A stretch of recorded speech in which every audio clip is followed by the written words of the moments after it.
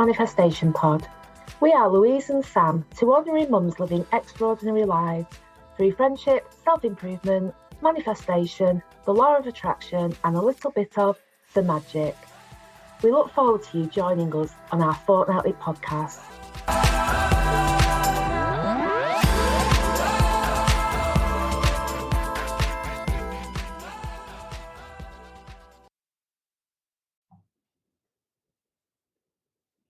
Hello, welcome to episode 18 of the Manifestation Pod with me, Sam Fillingham, and Louise Marshall. Hey Louise, how are you? Hey, I'm good. How are you? I'm full of a cold actually, which is, you can probably hear it. But yeah, other than that, I'm good. How are you? I'm not too bad, thank you. I'm not too bad. We should do a little life update. We didn't get to do one last episode, did we? So it's kind of like 4 weeks worth of life updates, isn't it? Wow. Okay. Yeah. I'm not sure my memory can go back 4 weeks, but I could do the last one. Yeah. Well, tell us about your last week then. You had a cool week last week.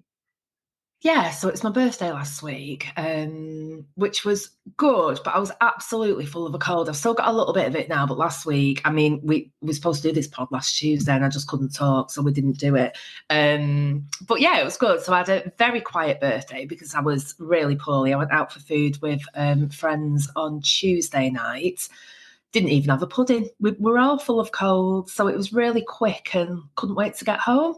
But then I went on a yoga retreat on Thursday, which was absolutely amazing. It was at a place called Mitten Hall in Clitheroe. Never been. Have you been to Clitheroe?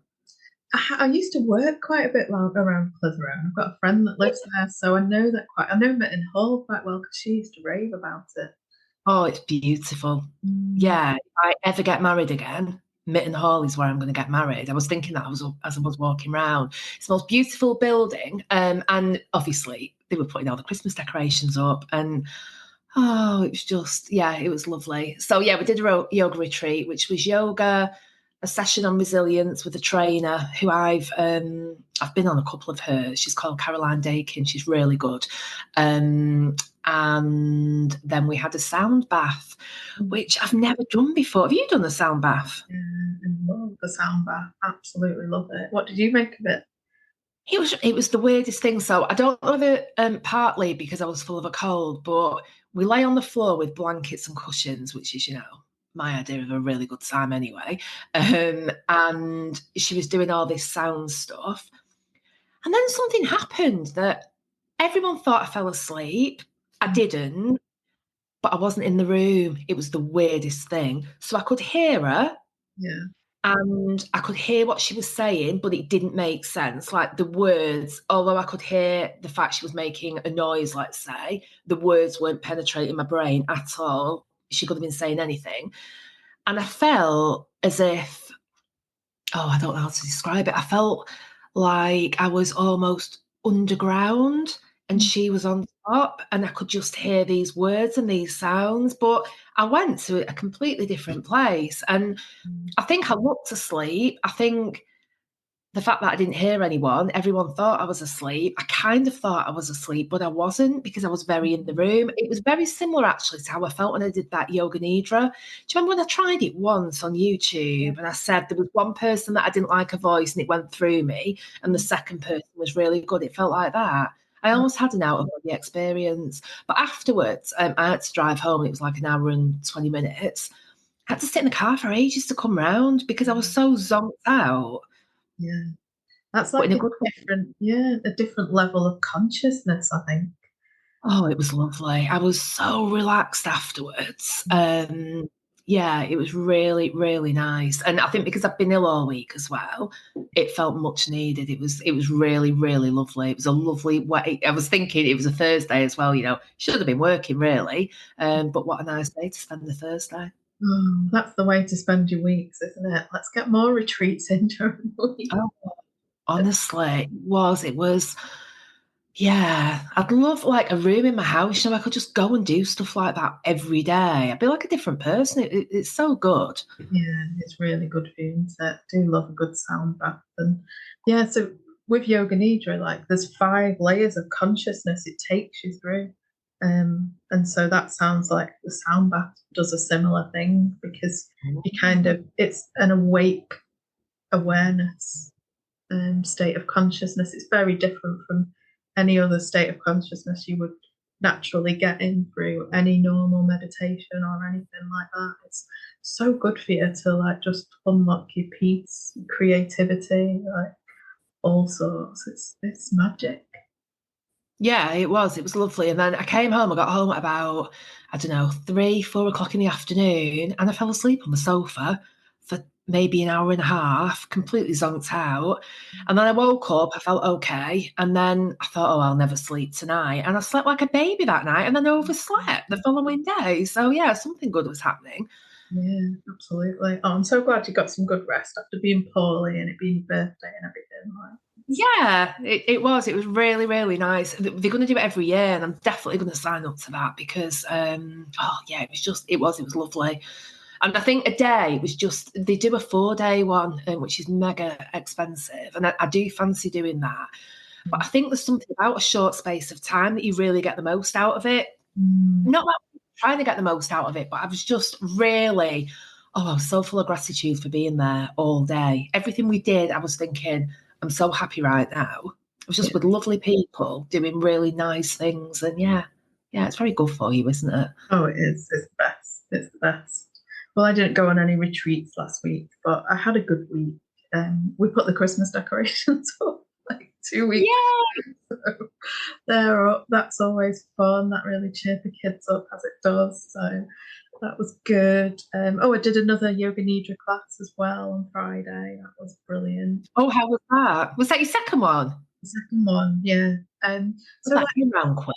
Yeah, it did. I know, really quick. The build up to it, like, was weird because I got in my head with loads of self doubt and stuff, and I was going to cancel it because there wasn't enough people. And then I just managed to like talk myself around, and there wasn't enough people in the end. And I didn't get locked out of the yoga studio like I did the first time round. So it was all like quite, yeah, big bonus. But yeah, it worked out really well actually. I got there really early and I created these like beds basically on the yoga studio floor, like, because it was really cold on Friday, so I wanted it to be warm. So I did like 3 layers of yoga mats, a blanket underneath, a blanket on top, a pillow. I've just like made these really sumptuous rest nests for everyone that's come in, and it was just really, really nice just to like nurture people basically. And it was a lovely evening, really, really nice. And it still amazes me like how much I get out of delivering it. Like I feel like I've been to the class even though I'm like delivering it, which just blows my mind. So it was lovely, and we did like oracle card picks at the end, so everyone picked their own little oracle card, and then we had a really lovely conversation after it about that as well. So yeah, it went well. It went really well. Well, that's good. It's good that you showed up for it if you were feeling a little bit, I don't know, not that confident and stuff.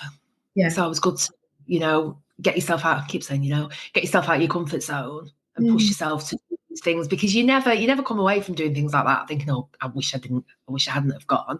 It's always good to do it.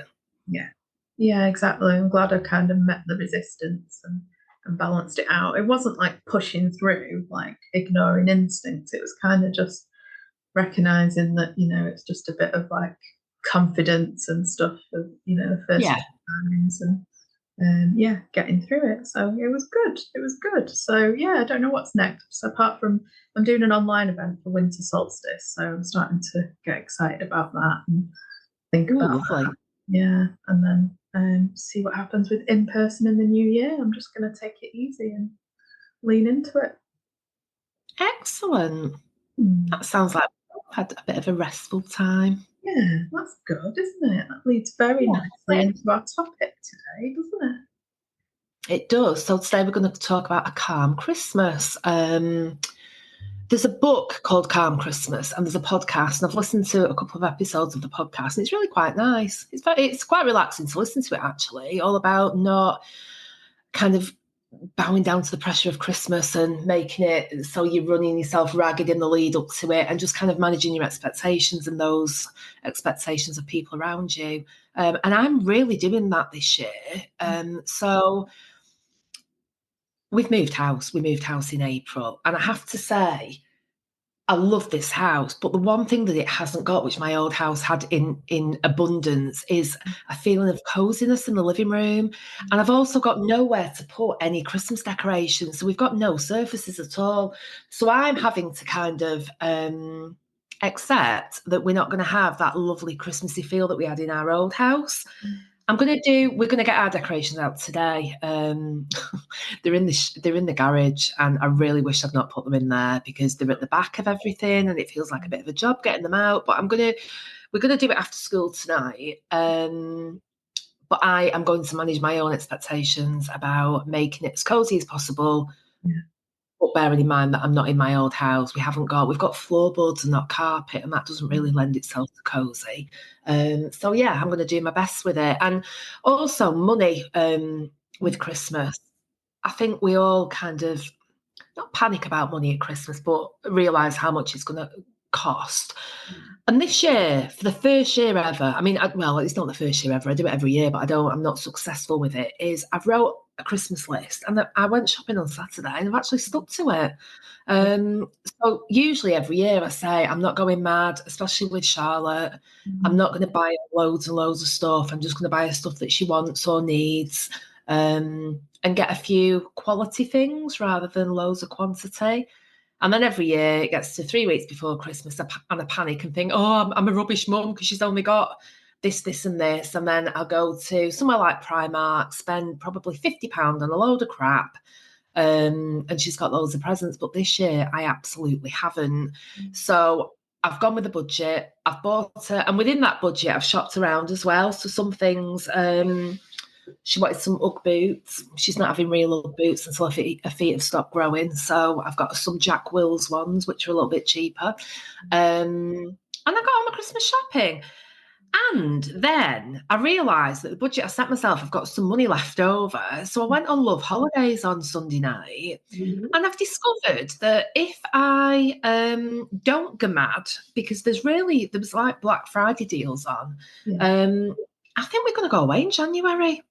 Wow. That is what I think I'm going to do with the money I've saved from Christmas. So yeah. Brilliant idea. Yeah. So yeah, I think when I'm feeling a bit like, oh, I should buy her more. And I'm acting like I've not got her anything. She's got lots of presents. But I'm going to remember that she doesn't need more. What she needs is, I don't know, experiences and things, and a holiday. You know, an extra holiday would be amazing. And also, she's got a new bedroom which we've just decorated, and she did a really big declutter. And she's been really good at like getting rid of stuff because she's a bit of a hoarder. She likes to keep everything from it. She'll have a piece of plastic and I'll be like, oh, should we put that in the bin? Oh, no, I picked that up in nursery on the floor. I was playing with Daisy and I want to keep it forever. And I'm like, oh, okay, whatever. But yeah, she's been really good at throwing stuff out. So I've been talking to her about the more room you've got in your bedroom, you've got more room to do things and to play and have your friends round and do whatever. More stuff you have, the less room you'll have. And actually, she had that much stuff. She was always, I don't know what to do, slightly overwhelmed by all the things. She came down the other night and she said, I've got hardly any toys in my room now. And I said, no, we threw them out. And she said, well, I'm not sure what I can do up there. And I said, well, just go and have a look and find things. And I'm finding that she's using her imagination more. And doing things like, she loves writing. She does lots of creative writing. She's doing more of that. Because before she'd literally spend, like you do on Netflix, you think, oh, I'll watch something. And then you spend 3 hours looking for something. And in the end, you don't even get to watch anything. She was always like that in a room. She spent that long looking for something to do that she never actually got round to doing it. So, yeah, we're having a calm Christmas. I love it. I really appreciate a calm Christmas as well. And I think you're right, it's about planning it in a way, budgeting and being really choosing what you want to do, what you want to buy, where you want to be, and just really trusting that and not doing the should things. I should see so and so. I should Yeah. go there, and just thinking, no, don't do the things that you think you should do. Do the things that you want to and that feel good to you. I think that's the best way to keep it calm, because I think the craziness comes in when you're being pushed from pillar to post with different parties, activities, people, events that you just don't really want to go to, but you feel like you should, because sometimes it's the only time in the year that you will, and it's just all that kind of social pressure, isn't it? Whereas Yeah, if definitely. you do what you want to do and what makes you happy, then you will be calm. Sounds dead easy, Yeah. And but it's not. it does sound easy. And actually, when you lean into it, it is easy. It is easy to do that. But a couple of weeks ago, I was telling you, I don't know if I spoke on the pod about, I went to see the universe lady again, and she was saying to create some space in my life for good things to come into it, because I don't have a lot of space in my life, because every time there's a gap, I'm like, oh, I've got a night free, I need to go out, I need to do this. And there was a night on my birthday, so I didn't have any plans for my actual birthday night, because I was doing the retreat on the Thursday, and I was out the weekend before all weekend. I just didn't have any plans. And what I didn't want to do was go out drinking, because that would be an obvious thing to do on a Wednesday night, just go to my local pub. It's really cold, can't be bothered going into town. Lots of things I could have done, but I really didn't want to. Anyway, so rather than panicking, even though I was a little bit, I'm thinking, oh my God, I'm not even doing anything on my own birthday. And that's putting pressure on yourself, because so what? Does it really matter that you're not doing anything on that actual night? I was out, I had plans on the Monday, I had plans on the Tuesday. I'd been out on the Friday, Saturday, and Sunday the weekend before. Anyway, I left it empty and just thought, I'm going on the retreat on Thursday. It'll be fine. Don't even think about it. And then the universe just came up trumps and filled it with something like that I really wanted to do, which was going out for food with friends. So I've got two friends who I work with, and we try and go out after work for maybe tea or lunch or something. We never make it. We're all too busy. We've all got kids. We all work different days. We don't go to the office every day. I work part time. It's always really, really difficult. And we can basically say, let's arrange something. And then by the time we go from let's arrange it to booking it in, it's 6 months' time. It's ridiculous. And then someone usually cancels and it never happens.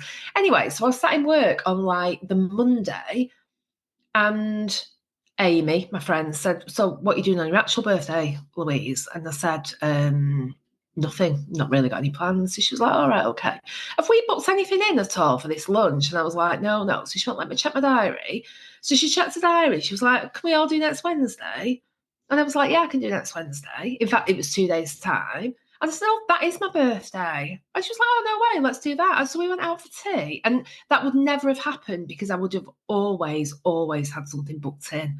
So I'm really learning now, and I've done this over Christmas. I've got lots of time over Christmas where we're not jam-packed, to just let it be and see what happens. And sometimes like good stuff happens. Yeah, it usually does, doesn't it? So yeah, make space for the good stuff. Yeah. Don't fill it Yeah, with and yoga. exactly. And it's what you said about being choosy. It's being choosy about how you spend your money, being choosy about who you spend your time with, being choosy about what you do with that time. Yeah. That creates a great life if you just do that. And it, like you said, it sounds really easy, but we don't do it. We're all under pressure to, be seen at the right places and have a really busy social life over Christmas and be posting it everywhere so everyone knows we're having a social life. And, for what? It's so much nicer to just go with the flow and really calm down about it and just see what happens. Yeah. I'm going to choke. You talk for a second. Yeah, it is. That's the best way to do it. Just go with the flow. And I feel really calm about my budget for Christmas, which I think is going to make for a much calmer Christmas all around. Because Definitely. yes, yeah, all the work I've done on the budget and how I feel about money and everything this year. So it just feels really different. Like you say, I'm not doing that like, oh, I feel bad about what I've not got, so I'm just going to buy something frivolous for the sake of it and then overspend. So yeah, I just feel really differently. I was thinking about that this week because, you know, normally I'd go around the shops and there'd be all the decorations would be out, and I'd just be like, oh, well, you know, let's try and make it a bit better with some new decorations or something like that. And I've just been like, no, because that's not in the budget now. You know, we've got the decorations and we know what we're getting for the kids and, you know, planning all that out. So you just, I think when you're calmer about your budget, you just make much better decisions about where you're spending your money and what you're doing it for and how you feel about it as well, rather than coming from that place of lack. You just feel calm because you know where everything is and what you're doing. It's a really nice feeling. Yeah.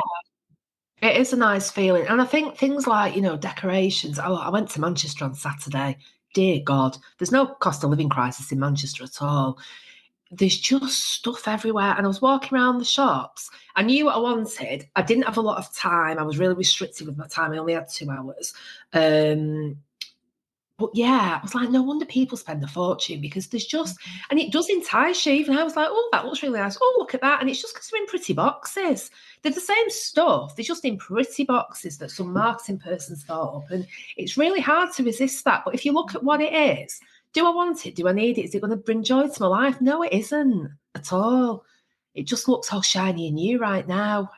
But yeah, and then afterwards when I got home and I was, sorting all Charlotte's stuff out and checking I've got everything that she wants. And I feel like she's got real quality presents this year. When I then looked at what was left over and I thought, and I've really budgeted for Christmas already, I was like, oh my God, I could get an extra holiday. I mean, that's amazing. And that's come from nothing really. Part of it's because she doesn't want anything that's mega expensive this year. It just so happens she doesn't. But yeah. So I think if you can refrain from the glitter and the glitz of buy me, buy me, buy me, and look at saving it and going, no, I'm not spending on that. I'm going to spend it on something that's really meaningful to me and my family, then you're a winner, aren't you? Yeah, absolutely. Yeah, just keeping it like calm and measured as much as you can and just take a step back from it all and plan, you know, even if when you're listening to this, you've not planned anything yet, you're feeling a bit panicky about it, just take half an hour and plan and list and you'll feel better about it, I think, for sure. Yeah. And it's not to take the magic away. If you're the type of person, which I used to be, where you just go shopping and think, oh, I won't make a list of things for people. I'll just buy things as I see them, which is absolutely fine. I don't do that because I can't be bothered. But it's fine to do that. But just, maybe have a budget and think about what you want to buy for that person, what they might like, how much you want to spend. And you can still go out and kind of be impulsive and choose things there and then. You don't have to plan it or schedule everything in. You can do it any way you want it, but just be aware. I think, yeah, there's one thing I've learned this year. It's about be choosy. Be choosy about your life because no one else is going to do it for you. You have to choose everything that comes into your life. You should really, really want and not just settle for the sake of it. Absolutely. You're so right. And I was thinking, like, I thought my budget would be so under pressure after taking a trip in November. Like, usually on paper, going on holiday in November before Christmas would be like really big pressure, wouldn't it? But I feel like it's the budget's like slowly recovering from that, and I don't feel like uptight about it or worried because now I've got a system in place to take it back under control. It's not like that was one big splurge and now everything's out of control. It's like that was planned, that was budgeted for. Exactly. Now you get back on track.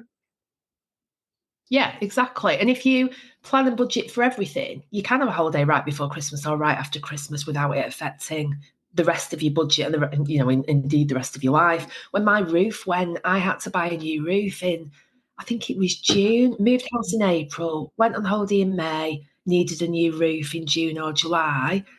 Gutted I had to take it out of my house fund, but because it came out of there, it didn't affect the rest of the year. It wasn't like, oh my gosh, we can't afford anything now because we've paid for that. If you've got different pots of money for different pots of things, you can just adjust as you go. It's fine, and it makes not just for a calmer Christmas but for a calmer life. Yeah, absolutely. And my last top tip for a calmer Christmas is my usual, like, use nature as your guide, like, because on the 22nd of December, it's the winter solstice, which is the signal for the light returning. So the days I know. start to get lighter. So if you're in like Yes. a dark, wintry funk that's a bit stressful at the moment, like, follow the guides and hints from nature that, like, you know, the light's coming back. It might feel a bit dark and difficult at this time of year, but in, you know, less than 28 days, what's it, 22, 26, something like 26 days, the light's going to be returning, and that it's very quickly upon us. So focus on that, I reckon. Yeah, I always use that as a turning point. I think it gets lighter by, because I love light. I hate the dark. It gets lighter by 2 minutes every night. And I always think, you know, however you're feeling about the dark, each day it's moving forward. And that's really nice. Yeah, it's a good feeling, isn't it? Good feeling for a calm Christmas. Awesome. Well, that's about it. And I think There we are. yeah, I'll be doing my online event around that time as well, so that will help you have a calm Christmas. So I'll share more details with the pod around that as well. So yeah, have a calm Christmas, everyone. We'll see you in a few weeks. Bye. Bye.